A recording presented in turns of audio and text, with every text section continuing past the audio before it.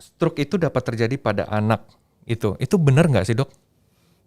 Ya betul. Benar Bukan ya? hanya pada anak, pada bayi baru lahir, bayi dan anak. Ya, betul. Itu benar ada ya berarti dok ya? Kita mengenal stroke itu relatif pada orang yang tua. Tetapi ternyata orang muda juga tidak kalah penting juga ya.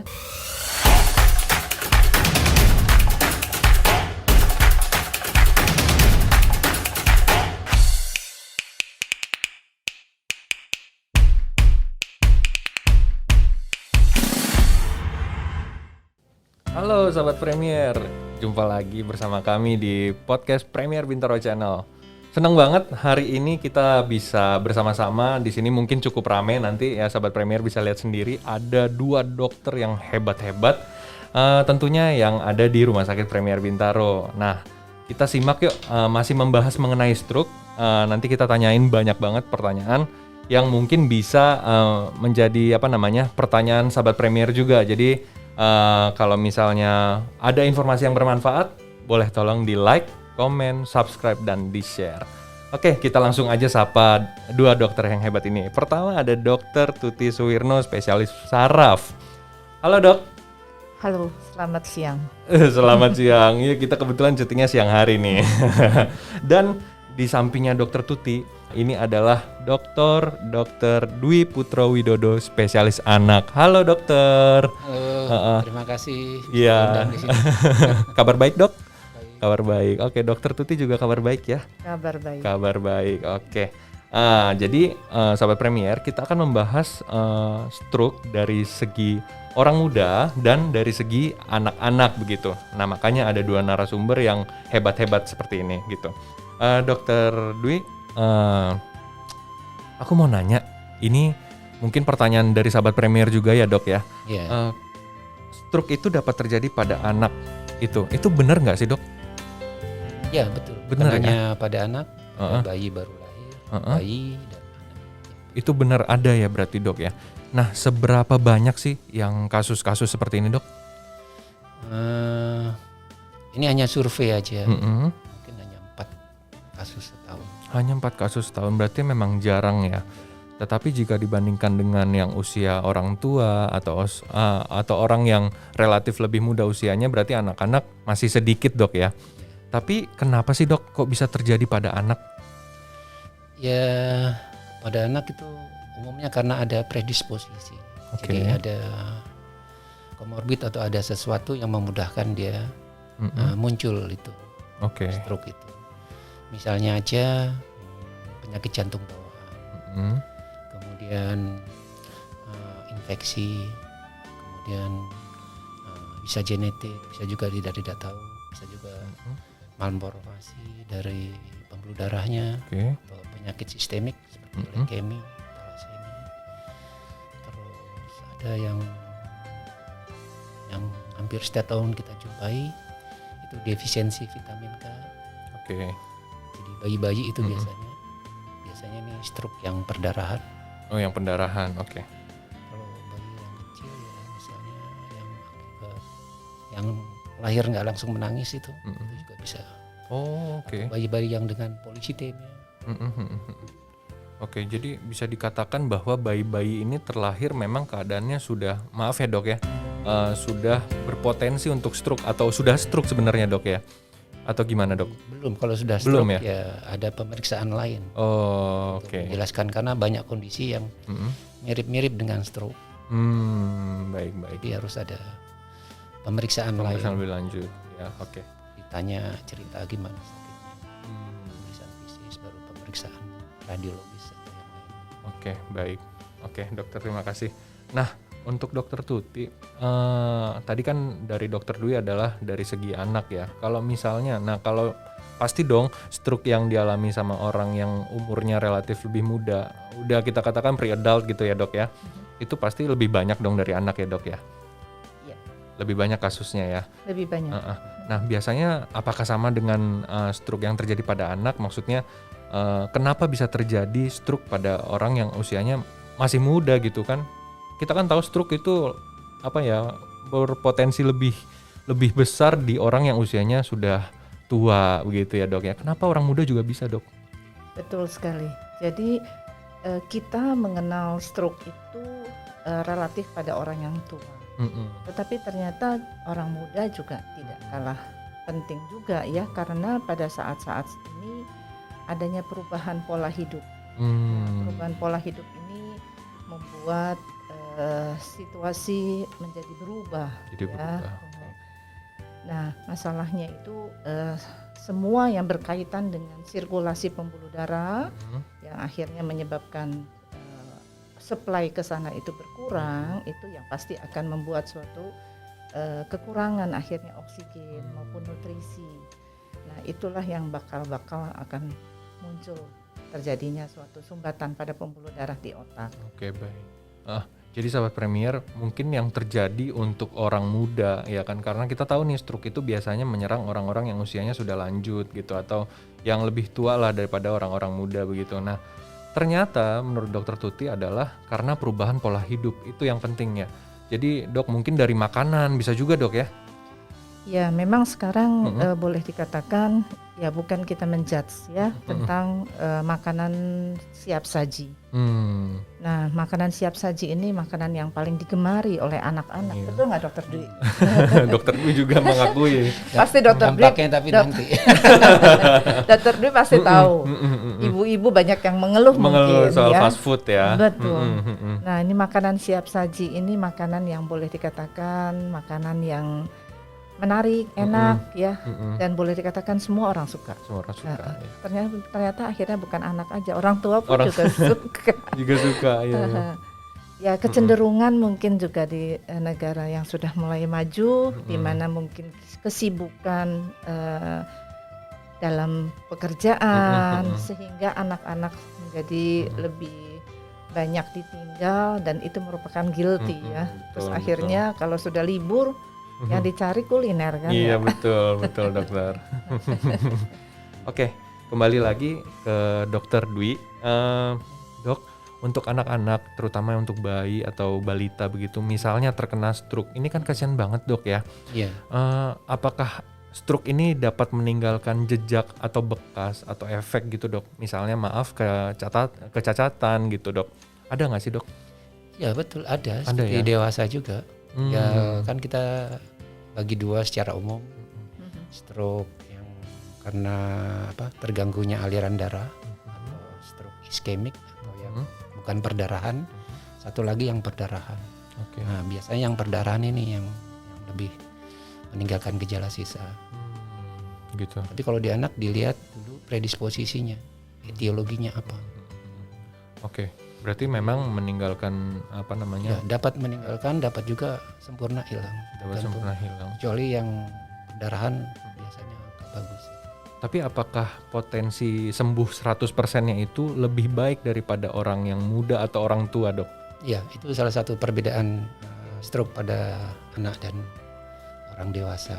Karena masih ada plastisitas dari otaknya. Baik. Jadi sahabat Premier, untuk anak-anak yang mungkin terkena stroke begitu Dok ya, bisa dikatakan bahwa untuk sembuh total itu lebih lebih baik lah dibandingkan dengan orang dewasa begitu Dok ya. Kalau dari orang muda Dokter Tuti gimana? Sama? Tergantung daripada lokasi. Jadi memang kita berbicara tentang suatu stroke itu kan akhir. Semua balik kepada penyebabnya, kepada apa sebetulnya faktor-faktor risikonya atau yang menyebabkannya. Lalu lokasi pun tentu pegang peranan. Kalau lokasinya di daerah yang misalnya batang otak, ya tentu itu resikonya untuk pemulihan berat. Kemungkinan kalau untuk Dokter Dwi gitu, kemungkinan angka kematian dari stroke pada anak ini juga tinggi nggak Dok? Biasanya yang mendasarinya itu. Kecuali stroke yang perdarahan ya memang angka kematiannya lebih tinggi ya dari mortality. Di pengalaman sih lebih tinggi kecacatan. Karena ada yang mendasarinya itu biasanya. Itu biasanya apa Dok? Yaitu kalau bayi baru lahir ya ada yang disebut dengan APCD, itu kan defisiensi parsian kompleks yang didapat biasa pada ibu-ibu hamil yang melahirkan lupa diberikan vitamin. gitu. Oh itu fatal juga dok ya jadinya. Biasanya perdarahan itu, stroke perdarahan Oke. atau polisitemia, Iya. penyakit pada bayi. Mm-mm. Terus ada yang lahir nggak langsung menangis, yang berat, yang disebut dengan hypoxic ischemic encephalopathy. Oke baik dok. Itu kalau di pediatrik kita lihat bekisnya dulu. Hmm. Ada yang genetik misalnya Stuger-Weber syndrome. Saya punya pasien itu. Oke. Kejang ya. Ya sering kejang. Sering 2/3 di anak dibarengin dengan kejang. Apa kejangnya beda dong sama kejang demam ya dok Betul. ya? Bedanya. Beda. Kalau kejang demam umumnya umum, tapi kalau yang khusus stroke ini kejangnya biasanya vokal. Oh gitu. Artinya sebagian dari tubuhnya. Yang mengalami Mengalami kejang, kejang, nggak seluruh gitu ya dok? Biasanya ya? tidak. Ya. Oke baik. Nah dokter Tuti, apakah penanganan untuk orang-orang usia muda, penanganan stroke itu sama nggak sih orang-orang dengan usia yang relatif lebih tua atau usia lanjut? Dalam hal mungkin faktor risikonya berbeda ya. Tetapi sebetulnya secara umum sih hampir sama. Karena apa? Karena kita bicara bukan ya stroke pada usia muda itu seperti tadi Dr. Dwi bicara tentang stroke pada anak-anak. Pada yang muda tentu juga ada yang dibilang karena sudah genetik, ada kelainan genetik, ada juga yang karena memang kelainan pembuluh darah gitu. Nah tentu yang hal itu berbeda dengan yang usia. Tetapi pada yang usia tua itu juga ada yang karena ada kelainan darah, ada yang karena gangguan malformasi gitu ya. Jadi secara umum sebetulnya sih penanganannya kita harus lihat kepada faktor risiko. Resikonya. Iya. Baik. Kalau dari anak dok, dokter Dwi, sama juga penanganannya? Prinsipnya sama. Prinsipnya sama. ABC, tanda vitalnya, kemudian ya tergantung dari itu tadi yang mendasarinya. Oke baik. Ya. Berarti memang sebenarnya sama aja dari segi penanganannya begitu dok ya? Maksudnya Ya, kita kalau ngeliat ada dari Prinsipnya sama. Kalau dasarnya infeksi ya tentu infeksinya yang mesti ditangani. Nanti balik-balik ya ke rehab juga ya. balik-balik ke rehab lagi ya. Kemungkinan besar ke sana, hampir semua ke sana. Ke rehabilitasi. Jadi sahabat Premier bisa ngeliat video kita yang dari rehabilitasi begitu. Nah mungkin ini terakhir ya dok ya. Kita kan singkat-singkat aja ya. Maksudnya untuk membantu sahabat Premier bisa mengetahui nih curiosity dari sahabat Premier begitu. Nah mungkin dari dokter Dwi dulu deh.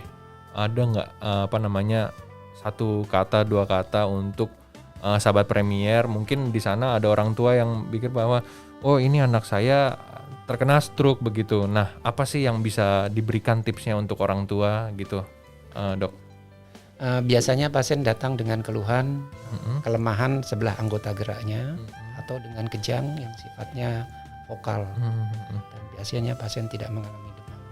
Oh, Ya kalau ada keluhan seperti itu ya segera dibawa ke rumah sakit ke dokter. Oke. dicari tahu apakah ini stroke atau bukan. Oke, kalau dari dokter Tuti sendiri ada pesan-pesan untuk sahabat Premier? Ya, pesan saya untuk sahabat Premier, saya rasa pencegahan adalah lebih penting daripada sudah terjadi. Iya, betul. Nah, dalam arti pencegahan ini memang kejadian stroke itu bukan namanya akut, tetapi kejadiannya itu bukan akut. Bukan apa. Ada prosesnya.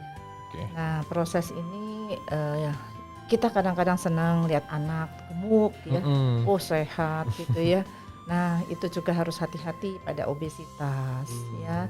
Lalu kemudian karena sekarang banyak sekali mungkin resiko diabetes itu menjadi sesuatu yang mungkin udah berpindah kali, udah hipertensi kah, diabetes kah gitu ya. Oke. Asalnya adalah dari obesitas. Ya, karena kurangnya aktivitas, pola hidup ya yang makin stres ya. Jadi saya rasa kalau sampai sudah terjadi atau sudah ada, berobatlah yang teratur. Berobat yang teratur. Ya. Oke. Nah yang susah itu pasien suka bilang, saya nggak mau dok minum obat, karena kalau saya minum obat, memasukkan obat ke dalam tubuh saya sama aja saya akan seumur hidup nanti saya akan tergantung obat tergantung. itu gitu. Iya. Nah, padahal nanti dia lagi bilang saya takut nanti kalau sampai nanti ganggu ginjal saya. Nah itu yang membuat akhirnya pasien tidak mau berobat. Dia tahu ada hipertensi, dia tahu ada diabetes, kan kita sebut pre-diabetes gitu, itu juga nggak mau berobat. Lewat gitu aja dok ya? Ya ditunggu barangkali.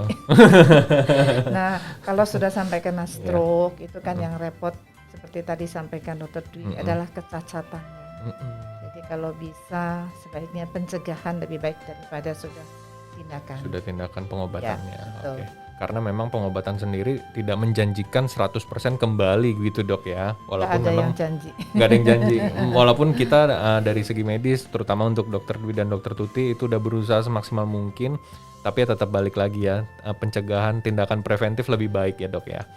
Oke, terima kasih dokter. Oke sahabat Premier, itu tadi ulasan kita mengenai stroke pada anak dan stroke pada orang yang relatif masih muda. Betul sekali yang disampaikan oleh Dr. Dwi dan Dr. Tuti bahwa tindakan pencegahan itu lebih baik supaya tidak menyebabkan efek samping atau gejala setelah stroke, jadi menyebabkan kecacatan begitu dok ya.